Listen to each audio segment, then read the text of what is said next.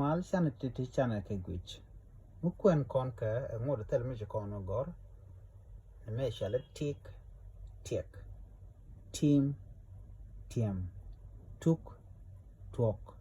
Tuch tuch tok talk. Ano gwien ke no bana chu tieka. Neme shall tik tiek. Tik eta ke I ke akal. Tik nama karwa da eti. Neme etiek tiek.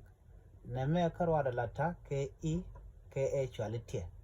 Neme ngu etiek.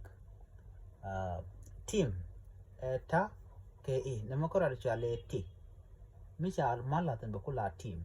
Neme eta ke hi ke ha. Neme shall tie. Mu amala tani ya ba chole tiam. Neme tuk eta keu ba chole tu. Bi kamatin ba tuk. Mu kon kuje me ka tok. Lamu tok do tok. Eta keu keo chale tok. Wi ma kalatin na ba tok. Tok. Neme ta keu kesha kenyam etu. Tu. Micha shalatin ba tuch. Neme eta keu tu. Micha chamatin ba tuch. Tuch ki tuch. Ano gwari ni jana kena. Mjua kami neme eta keu chala to. Mua kamatin ba tok. Mi kon bukon gwari me ka tok.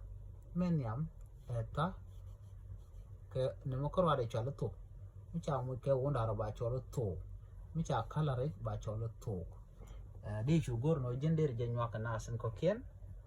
Ko der gwari entity der ka ngach ka tok ne internas ko ken go ko de ka ngach ka do dan der ande kuin tok nwari da jangai ke jen.